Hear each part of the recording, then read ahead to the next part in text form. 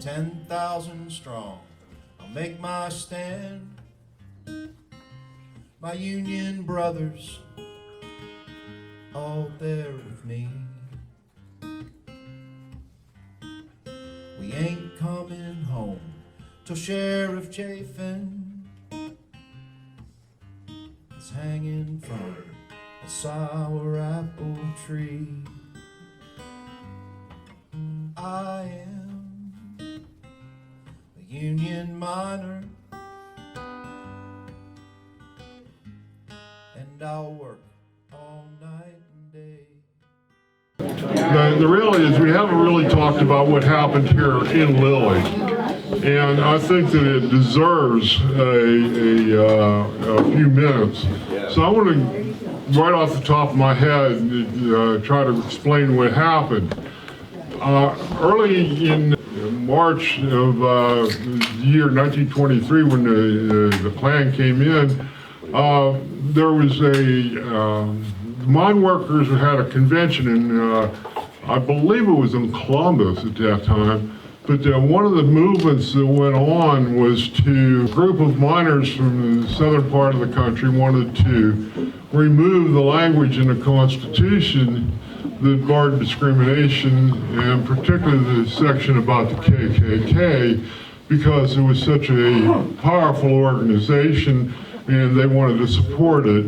And that resolution was voted down by the United Mine Workers membership, not unanimously, but it was definitely voted down not to change that language in our founding Constitution.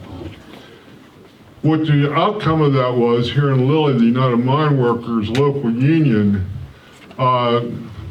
exposed 4 members of their community who were members of the KKK, and the company forthwith removed them from employment.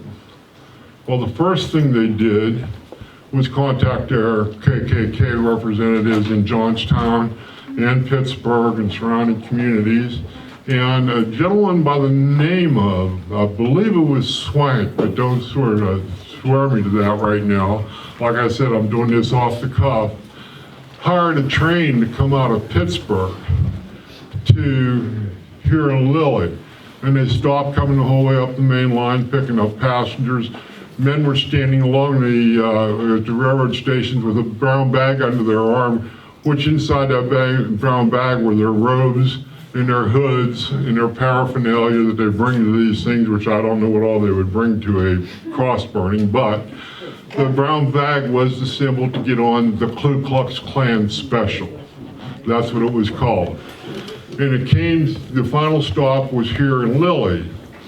I just found out a little bit of information from my friend here who's writing a book about his grandfather this morning, but what happened, there was 400 Klansmen on that KKK special. And there was also the regular train coming out of the Altoona area to stop in here, and there were Klan members on it. But that, obviously, because it was a regular scheduled train, it was stopping and then moving on, so they had to figure out how they were going to get back to Altoona, but that was their problem. The people came from Greensburg, Pittsburgh, Johnstown, to here. When they got off the train, they got off in their robes and they formed a rank of 4 men across and started marching towards the hillside to burn their crosses. And the lights went out in town.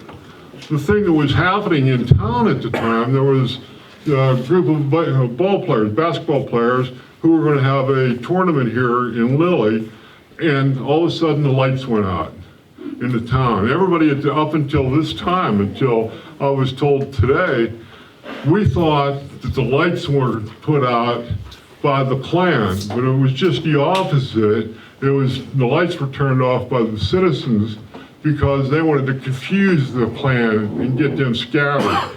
But that didn't work out. They made it to the hillside. They had their rally, burnt their crosses, did their dances or jigs or whatever the heck you do up in the side of a mountain burning a cross. I don't know anything about that stuff, but anyhow, once they got done with their rally, they started marching back through town. What happened was people in town mine workers and the citizens decided to get out a fire hose and hose them down as they walked through town. Well, that didn't work out so well, and as naturally as things progress, what happened was insults were thrown, then fists were thrown, then rocks were thrown, and then bullets flew. And that's exactly what happened. And 3 members of this community were shot. And I believe there were 3 killed, if I'm not mistaken. And then the Klan got back on the train after all this, the confusion and all the rioting ceased, and they finally got back on their train and headed back down the tracks. As they were heading down the tracks, they started throwing out their guns and stuff along the railroad tracks, and the kind citizens of Lilly, being environmentalists they are, proceeded to pick them up. That was what happened here in Lilly. The citizens took it upon themselves. They worked in union and chased the Klan out of Lilly, but not forever. The Klan 30 years ago had a rally right out on Route 53 here as you're coming in from Crescent in the field on the left-hand side of the road. There was probably, maybe a dozen Klan members showed up in robes. And, and I said early on, the Klan doesn't just walk around with hoods and robes on. They do wear 3-piece suits, and they do run for political office in this country. We just came through an election where we had Klan doesn't go by the KKK much anymore, and you got the Proud Boys, and you got, I think I counted from the Southern Poverty League, just in Pennsylvania alone, there's 20 confirmed hate groups throughout the state of Pennsylvania, 20, and that's just what we know of right now. And they go by all different names and titles of Christian nationalists. They want this to be a Christian nation.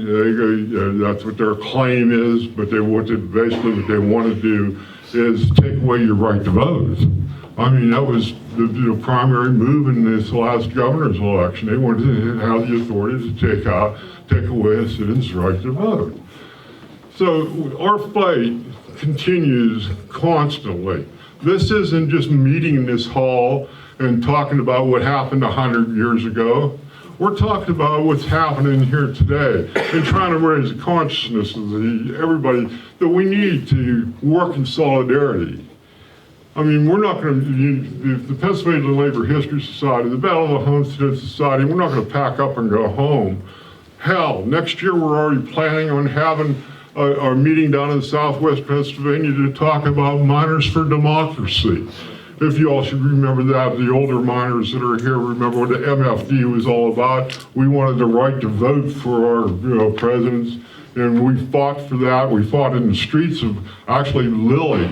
A friend of mine, Chuck, Cup Thrower from down here in Jimtown, told me stories about how he got accosted for fighting for MFD in Lilly.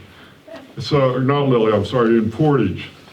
But anyhow, that's the issue we have to deal with. And the one person I really want to bring up here is I've talked to this young lady on the phone any number of times during this process of setting this program up, who's the president of the Lilly Washington Historical Society. And during those conversations, she started telling me stories about her family and how the Klan, her stories of the Klan and what happened to her family here in this town. So would you please come forward and And by the way, I want you to know there's a dinner bucket sitting back there in the corner. And what that dinner bucket is for is this historical society is a self-funded group. There's no grants or anything. This is a community group that recognizes their own history, and we'd like you to pass the dinner bucket and chip in to support the historical society. Yeah. Back in 2003, Jim Saloni was the force behind it, but Jim decided to apply and establish start a historical society. And at that time, we were pounding the streets for new members, and I had a young fellow that I approached about joining a historical society, and he said, "Why would I join the historical society? Lilly doesn't have any history." Little did he know, as I said to him, every town has history. We are rich with history. One of our events that's historical, and the first one would be in 1921, when at the lower end of the town, we had 38 Italian railroad workers die in fire. And it was a Friday. There were 65 Italian workers there. They were not immigrants, they were immigrants. So they were coming here to work, but they were going back to Italy. And Friday night was Friday, they got paid. Well, somebody started it was an old shanty, and 65 of them lived in there, along the railroad tracks.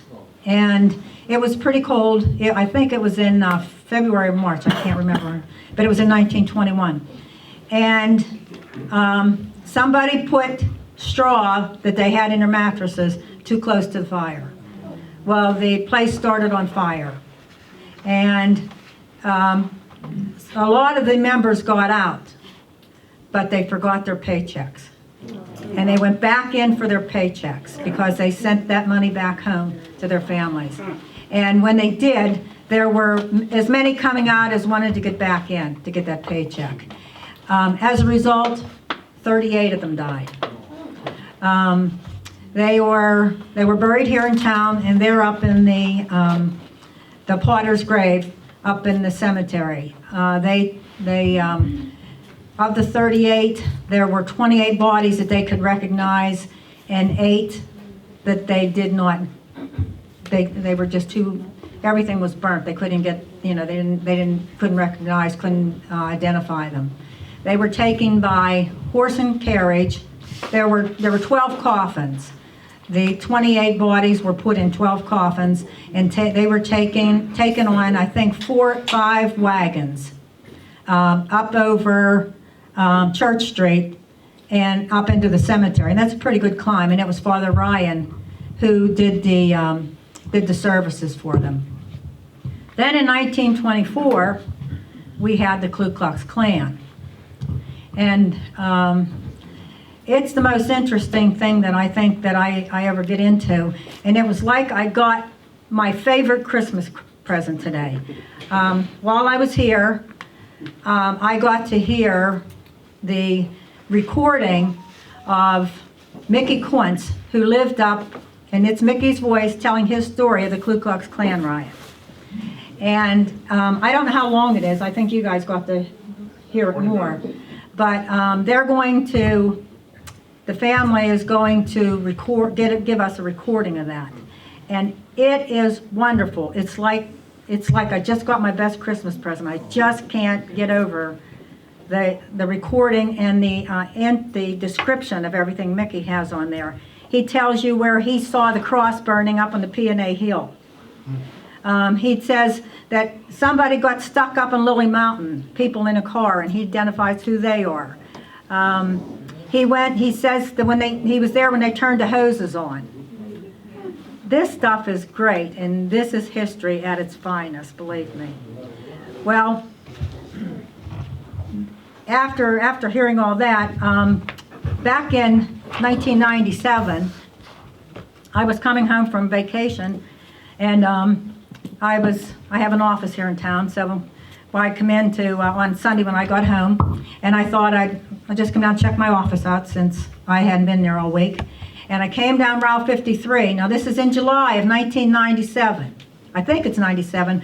We know it's either 97, 98, or 99, and we think it's 97. There's the Ku Klux Klan. We were one of those ones. We were one of those towns that somebody over here mentioned. There was the Ku Klux Klan in their robes with a fire burning, with rifles in their hand, marching around that property. And I want to tell you something. I can see why the anger and the anxiety started that night, because it was one of the most fearful things I've ever encountered. Now, Bill Clore, who was fire chief, I talked to him the other day trying to get some dates, and he said yes, they did burn the cross there. I could see the fire when I went past. I could see the fire up in the back of the field. And they weren't in the back part of the property. They were right on Route 53 marching with their rifles marching around there. So they were making a statement of their presence, I'm sure, because of what went on in 1924. There were, now Liz lives, one of our members here, she lives close by, and she said the state police came knocking at her door telling her not to go out because of the incident. And there was never, ever, as far as I know, an article or anything written on that. Newspapers absolutely did not pick it up. They didn't sensationalize it. They didn't do anything with it, which was good because they didn't get the attention that they were seeking. That's just some of the things that we've encountered, but we have a rich history here, and we have a rich labor history here.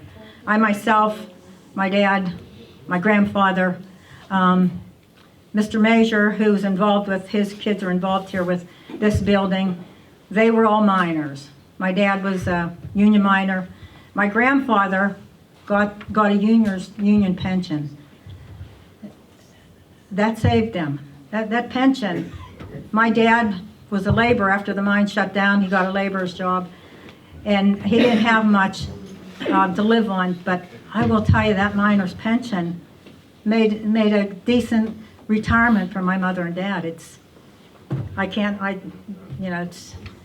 The union did that for them, and it did it for a lot of people here in town here, because I'm involved with people in town with my agency, and I see a lot of people, the wives, the gentlemen got the miner's pension, and it's alive here in town, and we sure do appreciate it. And I appreciate all this afternoon. Jim Saloni was supposed to be here, but he's ill, and he couldn't make it. I know he would have given you the spill, boy. He knows step by step what happened. What can I? Great work with the Historical Society work. That's impressive. It's beautiful. Thank you. And I thought it was interesting that you were talking about the newspaper articles. I'm from Bedford County, and I know most all the counties in the state, and I know that that's consistent with, media.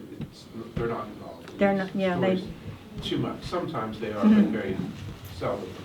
Do you have any ideas about, sharing what you're working with the media? Any plans for that, or thought about that? You mean as far as the Historical Society? Yeah, that's what I meant. Right now we're trying to get our monuments around town. We're trying to get some of those restored. We want some grant money. Each one of those, we do have the labor. We have the women. Women laborers. We honor the volunteerism in town because, boy, we live and die in, all small towns, you live and die with volunteers. That's what keeps the community going. So we're going to keep going on that direction, but we're looking for grant money. So our monuments need restored. Our miners' monument over there, that's pretty much our pride and joy. And we still have a couple finishing touches that have to go on to it. But I'm telling you, the coal mines pound this every day. My office is right over here in the corner on Main Street. And that mine up there, no, they're a non-union mine, but I want to tell you, they pound this every day. And I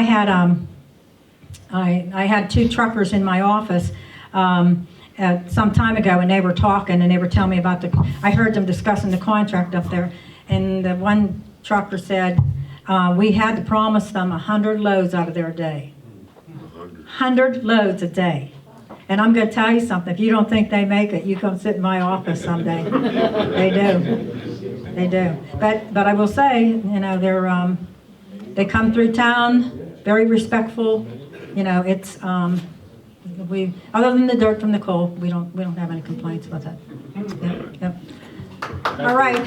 Now, does anybody have any questions on the riot. I will tell you something. They did come through town. I found a couple of tidbits this week. They came through town at the lower end of town by the railroad tracks. They come up the main drag. They followed this railroad track right up here that's right behind here. They come up this way. I think they went, I don't know that they went that far up in the woods, but Piper's had a mine over here, and it was, that wasn't Union. They had a mine over here. And I think they come up beyond Piper's mine somewhere, and that's where they burnt their cross. Then they came back down, and I did talk to the gentleman's family who, they said he owned a power plant. They didn't know if he owned it by himself, if he owned it with somebody else. He was the one that threw the switch. And yes, it was everybody thinking that they threw the switch so the Klansmen could get through. And he said no, he threw the switch because he was German and his wife was Irish. He didn't want any part of this. So he did throw the switch, kept it off for 2 hours, and then he went back down and turned it back on. So, but I have, we were just talking back there, and a lot of people who bought houses, when the Klans left, they left their gear in the house. They didn't take it with them. My old neighbor up on Lilly Mountain, when she bought her house, they went up to the attic and they found costumes. And when the parents found out what they were, they shooed the kids out in the yard and they burnt them. But I've heard different stories where they have found those in different houses. They didn't take them with them. I don't know if they left them as a mark, or they just didn't, I don't know what their thinking was. Yeah. But believe me, they can be intimidating. I saw that for myself. But yeah. How did the people who got killed, how did that happen?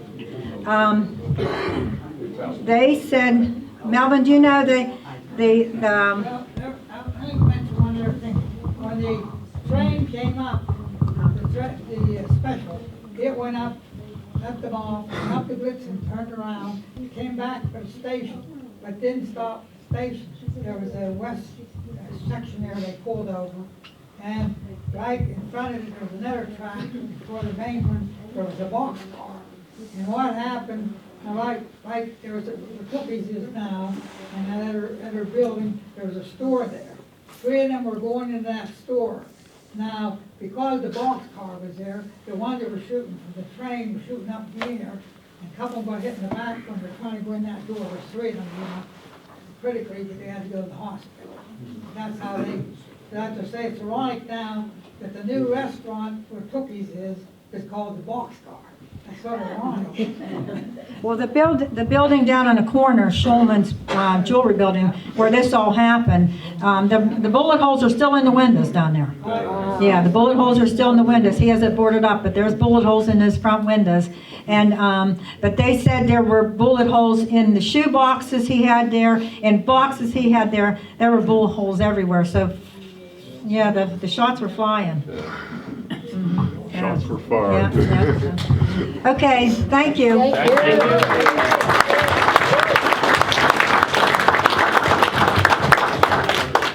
And yes, shots were fired in Lilly. Oh, I'll remember that forever. Right now, I'd like to introduce Garnell Washington to say a few words. Garnell? Thanks for having me here. Yeah, I'm honored to be here. I'm sure you have no idea who I am. I have no idea who you all are.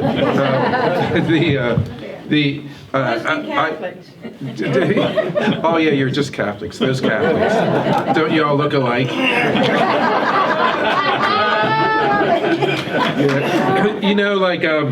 I work with, I'm from Bedford County. I actually graduated from Chestnut Ridge, even though I started at Bedford and all of my relatives are at Bedford High School. We moved to Chestnut Ridge when I was in high school, so, we played Portage and football and basketball every year, and I graduated in the 80s.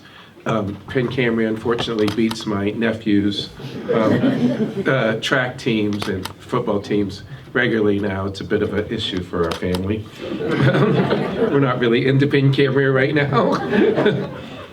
But anyway, you know, I go by GE just like General Electric. But in Bedford, my Christian name is Garnell, and I met Nick and Melanie through Ed and Carlise through the NAACP. And I'm a laid off professor, a community organizing professor.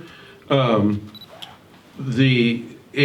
I have different, like, I do outreach all over the country as GE around diversity and discrimination. That's my work.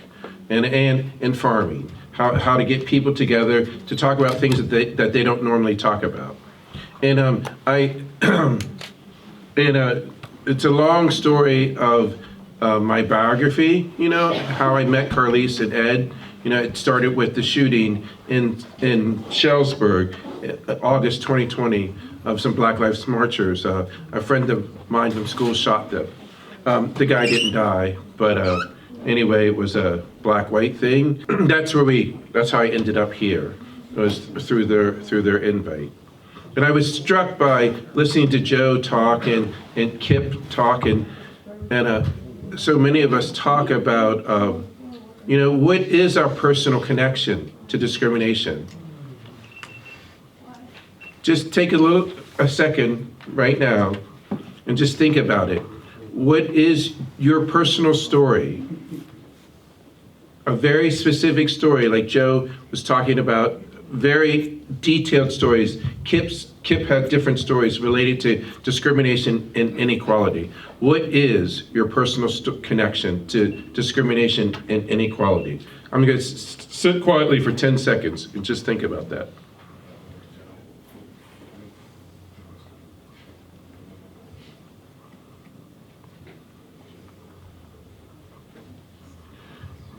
Without that story, all of this is academic.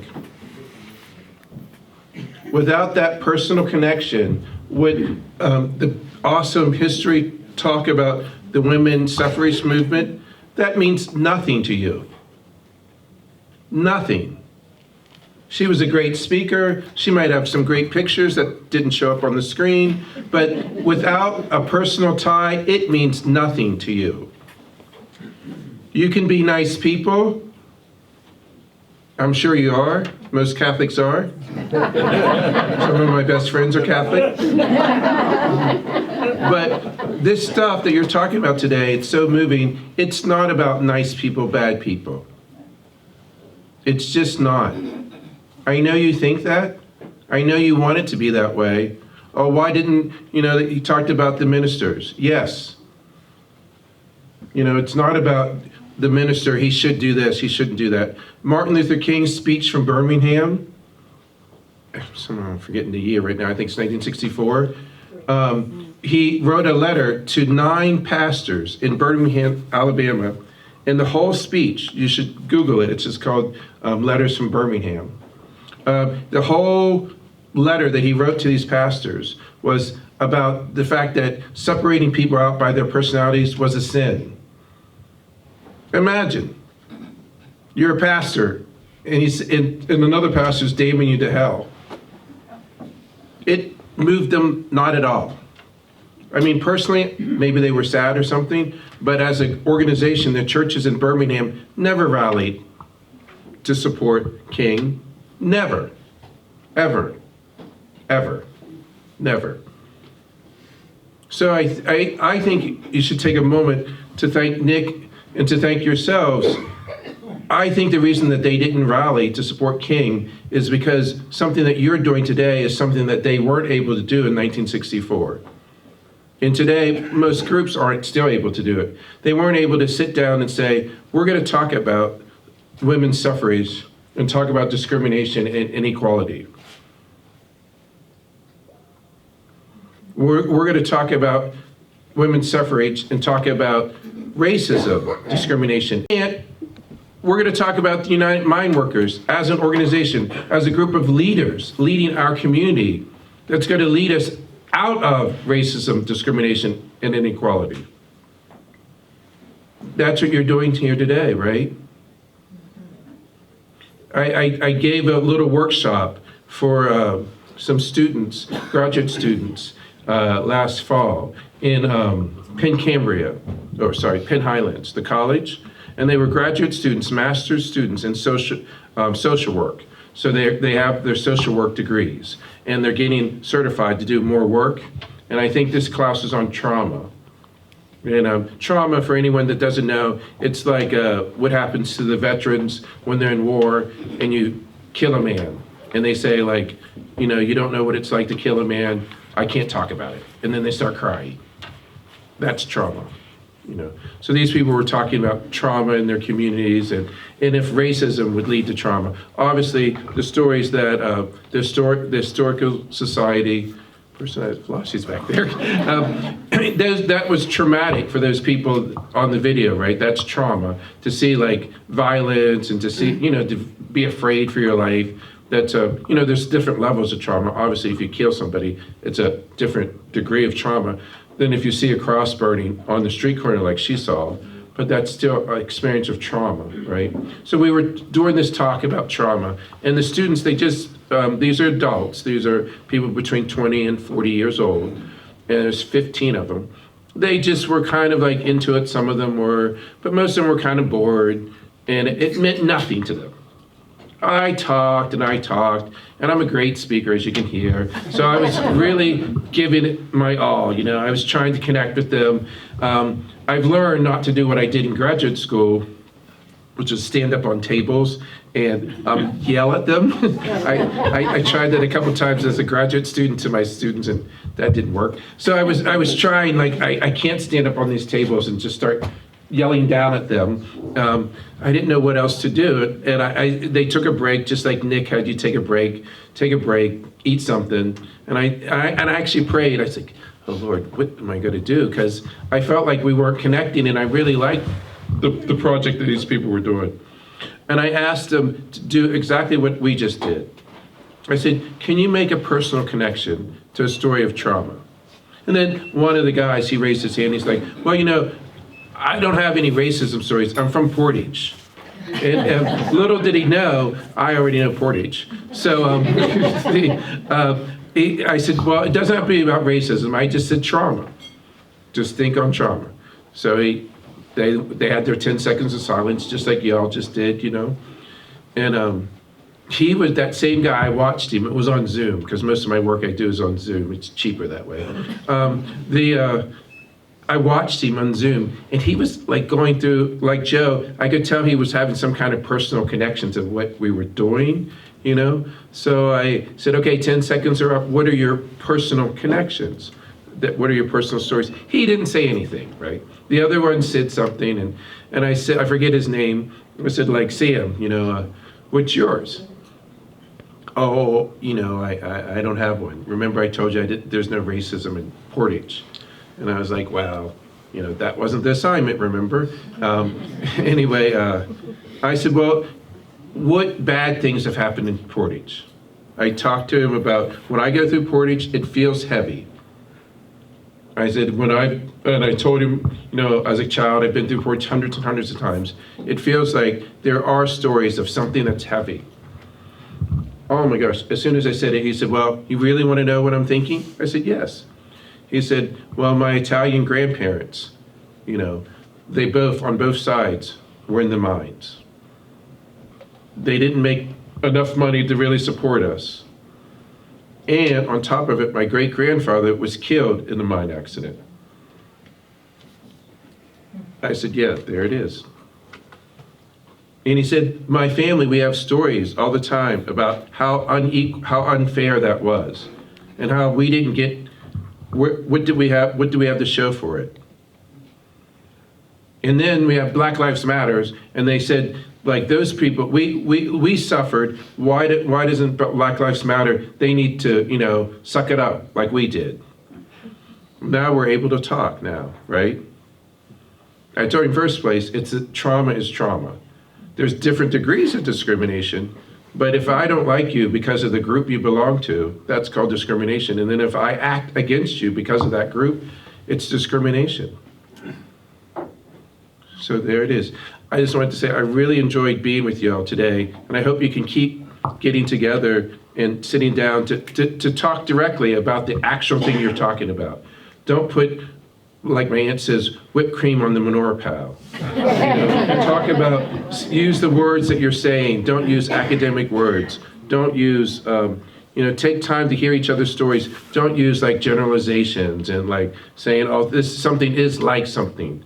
If you say something is like something, you're not really getting at it. The Ku Klux Klan, that's a marketing. Every organization has to have members belong to it. They wear white sheets as a marketing strategy. It's so that like your husband can go to the rally and then come home. And then eventually they're hoping that someday that community that they're in would swing over to their side of the argument so that your husband doesn't have to wear the sheet. It's a civic organization. So like if bringing this history forward, I would help you write grants. We have plenty of money we have plenty of people that can help you find money. But bringing that kind of information forward in your newspapers and stuff will help people to talk about some of the bigotry that is in their family that will stop them from being susceptible to the marketing of an organization. Now they don't have to use white sheets. It's a different kind of thing, like the speakers were saying today, but it's still bigotry.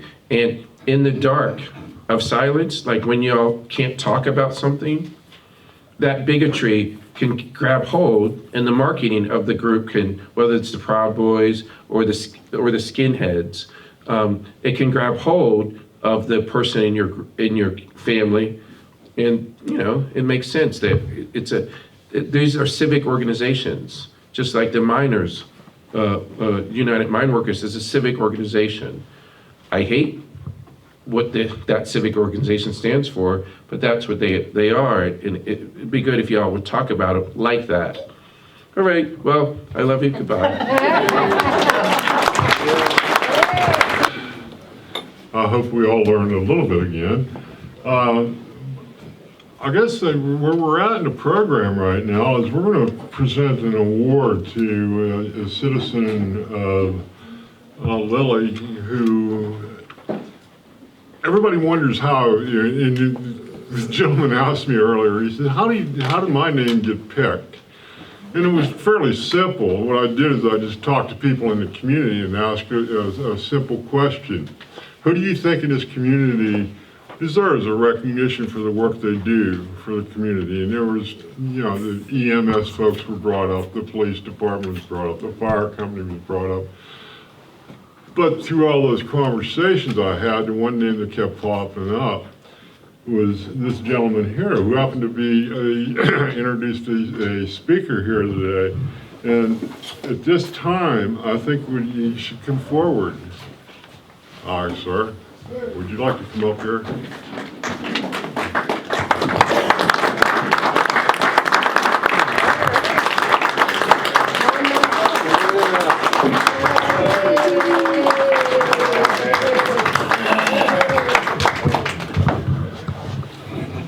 I met Tom, I'm not even going to mention how many years ago. It's been a while. Yeah, it's been a long time.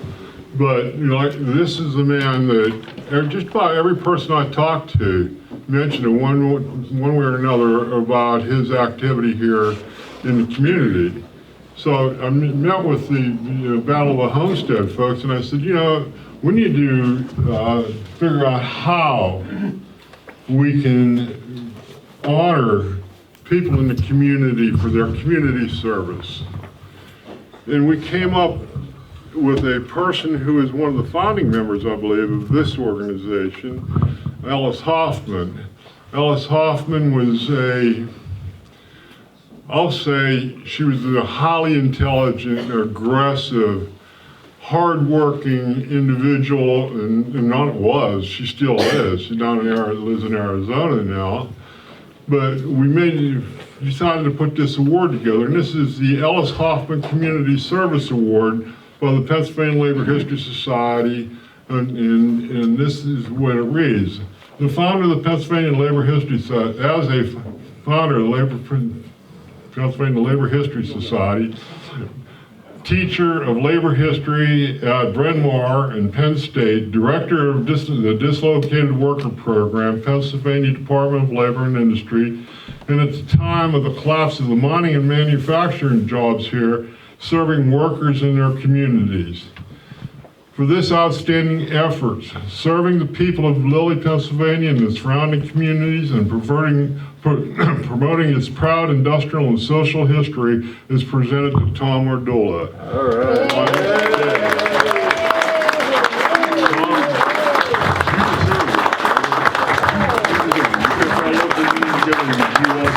He does all the work, he maintains all these monuments out here that he proudly took around and showed you all today. And he does all the work to maintain them. Not all the work, I'm sure he shells some of that out.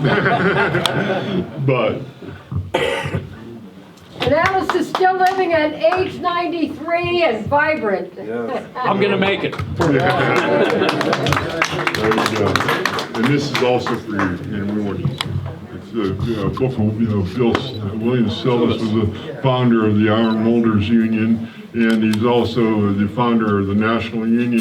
He wanted to organize all workers under one banner, and he's actually from Pennsylvania. Nantiglow. Very good, thank you.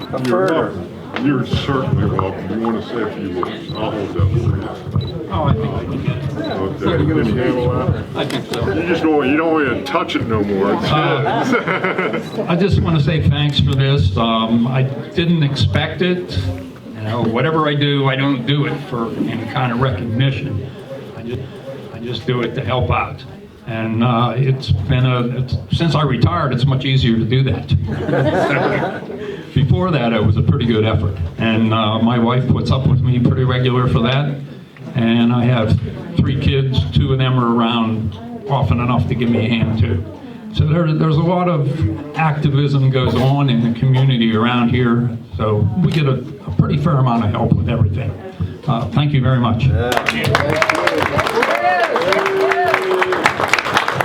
Nobody has anything else to say, so Melanie is passing around the dinner bucket, and the first person to try to run for the door without contributing to the Lilly Washington Historical Society will have to talk to that doorman back there.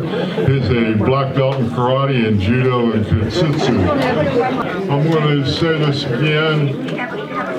Racism doesn't walk around in a cape and hoods. Racism walks around in many colors, shapes, and forms. It's something for us to fight against every day of our lives. And one round of solidarity forever, just a chorus by all of us. Please stand up and thank Nick Molnar and Melanie Arcangelo and Carter McAllister for putting this together.